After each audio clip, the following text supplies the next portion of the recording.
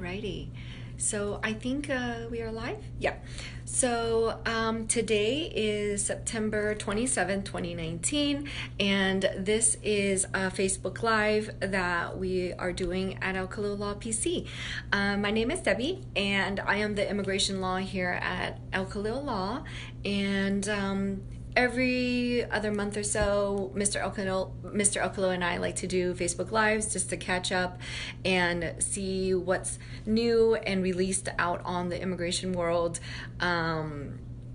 and make sure that we are on top of all of our news feeds and things like that, and making sure that everything is up to par so that all of our clients are updated on new laws and regulation as well. So we thought this would be a great opportunity to just kind of do a big, broad snippets newsreel of all of the new different changes that USCIS or DHS is doing on the immigration law side. So let me just run through really quick the ways that you can reach us and contact us, because we are here to answer any of your questions. I'm going to be plowing through a lot of this information pretty quickly, so please feel free to reach out to us however you feel comfortable with. Obviously, our firm is Elkhalil Law PC, and we can be reached via phone, of course, and we are also available to international clients via WhatsApp. Our phone number for the US is 770-612-3499, 770-612-3499. And then for the WhatsApp, we have a different number. It is 678-900-6845. So those are the two phone numbers that we can be reached at. And then we also have a bunch of social media handles. We have Facebook, of course, which is at Elkhalil Law PC. We have Instagram and Twitter. Both of the handles are at Elkhalil Law. We also have a YouTube channel, which you can obtain a ton of information that we release fairly frequently, and you can look for us at Elkhalil Law, PC. For a lot of the professionals or other attorneys, sometimes they'll like to look for us on LinkedIn, and I believe our handle is Elkhalil-Law-P-C-. It's a little bit more complicated, but it might help you look if it's a little bit more specific. So I think that's it for introductions. Let's just delve into the newsreels that are coming out of recent. This one we've been seeing in a lot of our clients in the last couple of months, especially this year. Before, when we're doing consular processing or adjustment of status family petitions, we usually ask for tax returns for the most recent year. If our client has previous years from 2 or 3 years on, we usually ask for those too. It never hurts to have more information than necessary. But in the last year, USCIS not only asked for your tax returns, but they also have been asking for tax transcripts. And what is the difference between a tax return and a tax transcript? Well, a tax transcript is basically kind of like a rundown of every single thing that happens on your tax return, and it looks like a transcript essentially.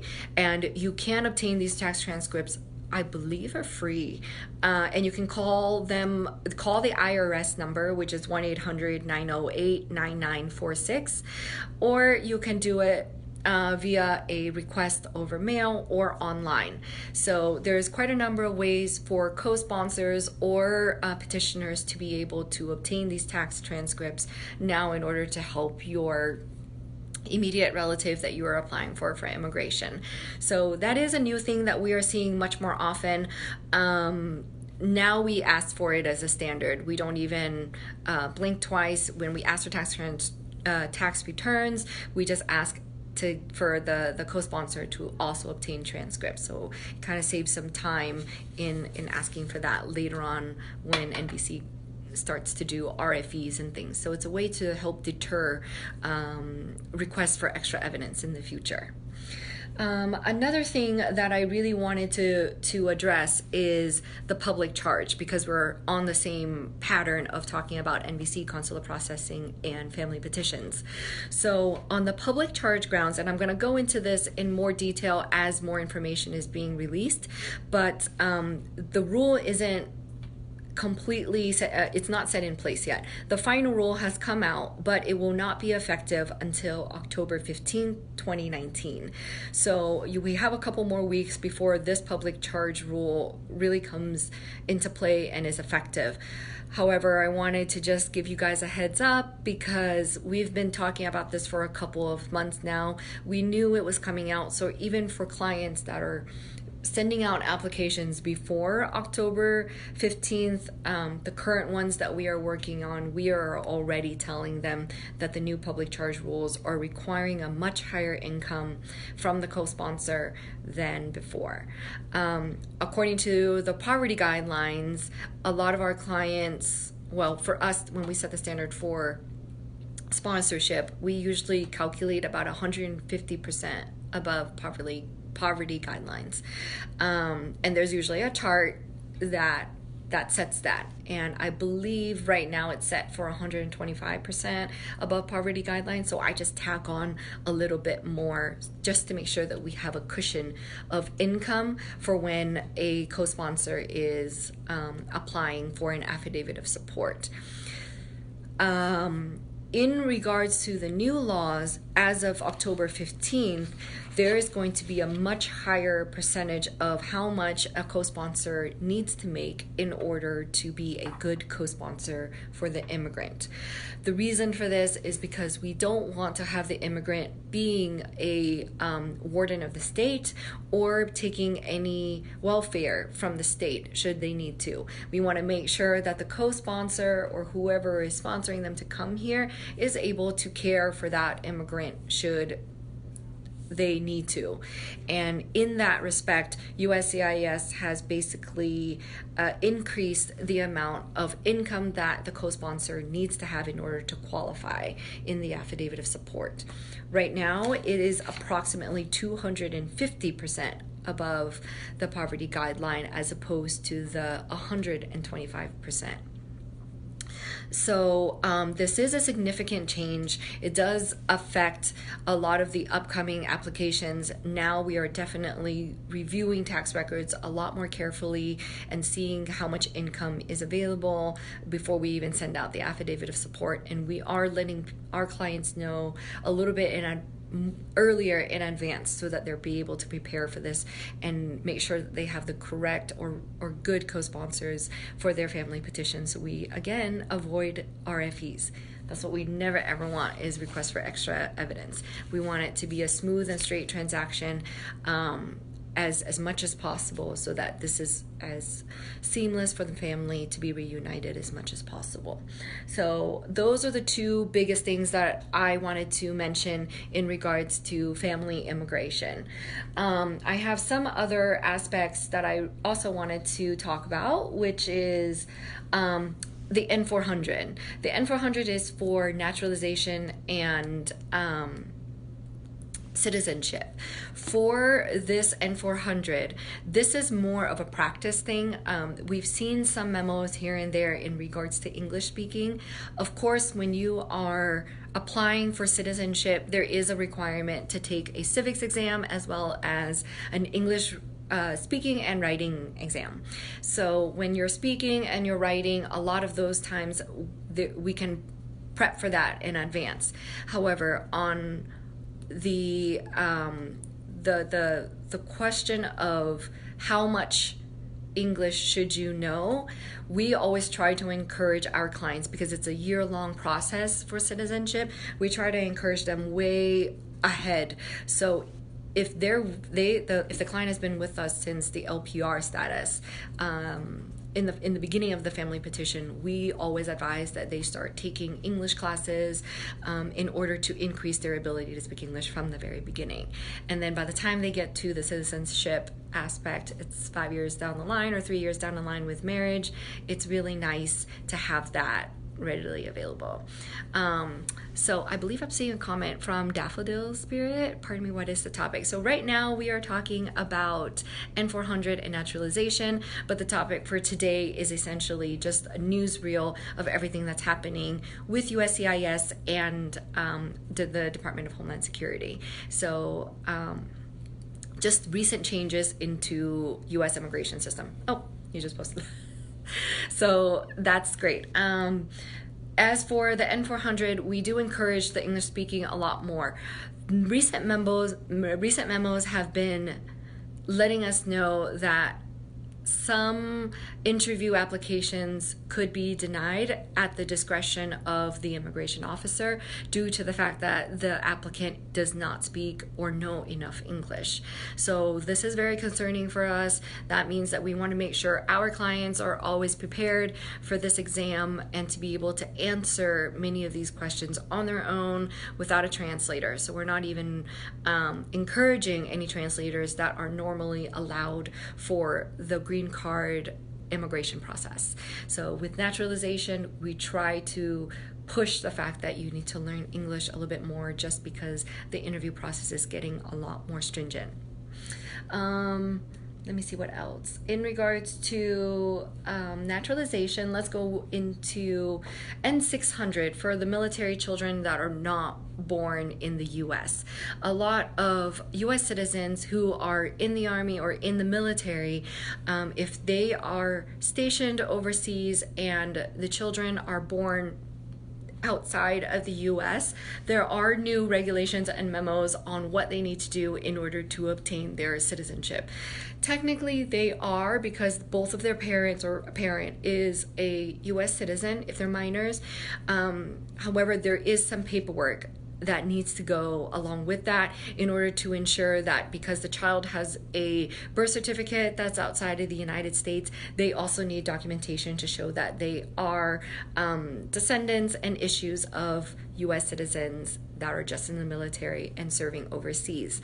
So in order to curb this, we need to file what is called an N600 certificate of citizenship for minors. And this I will go into detail on a completely different post. We can do another one if you guys are interested in hearing more about this aspect, or if you have friends and family that are in this situation and you would like more info on it, please don't hesitate to give us a call.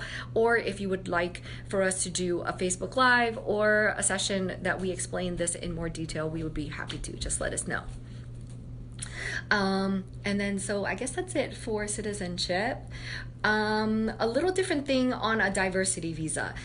We have seen some memos on the diversity visa of recent in regulating how people apply for the diversity visa and also the requirements for it.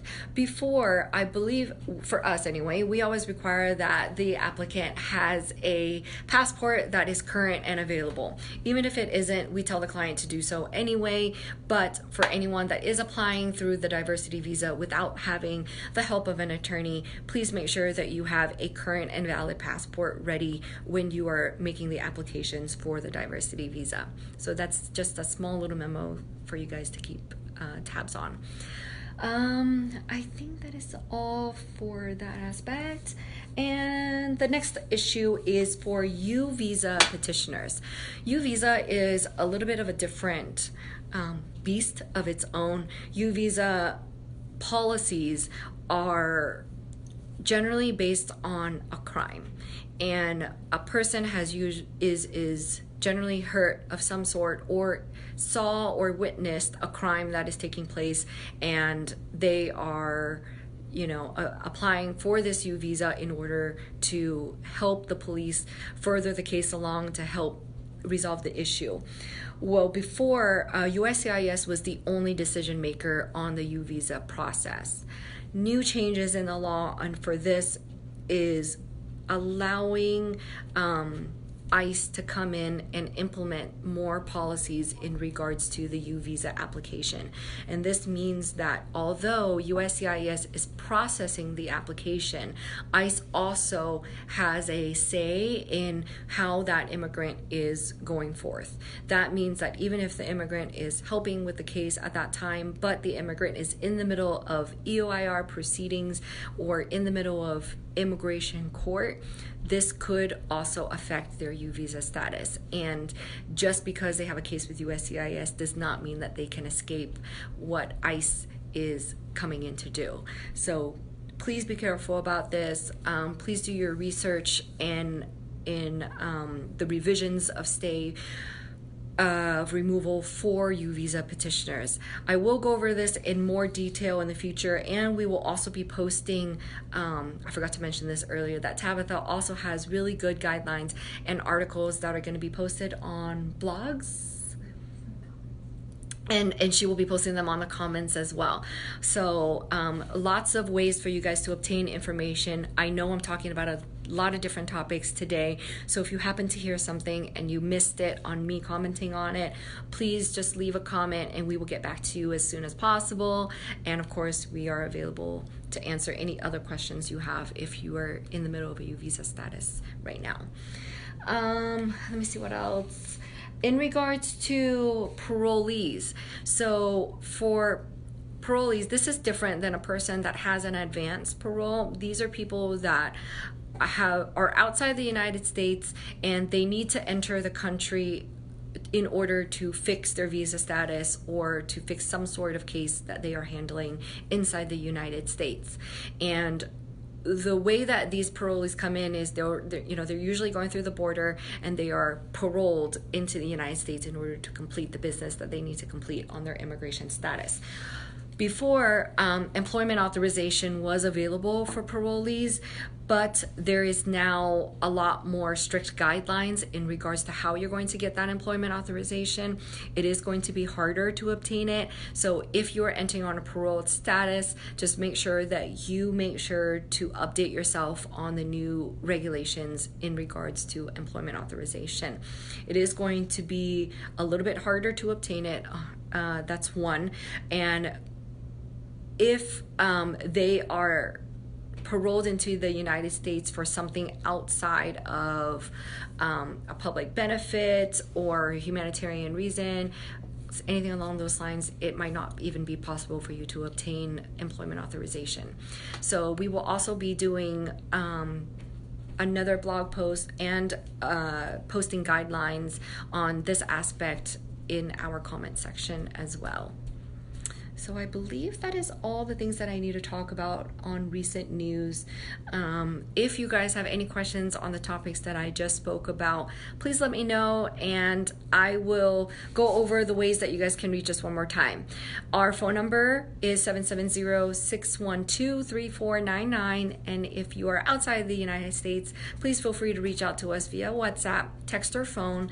Our phone number is 678-900-6845, and we are also available to answer your questions via email, Facebook, Instagram, and Twitter. Instagram and Twitter handles are at Elkhalil Law.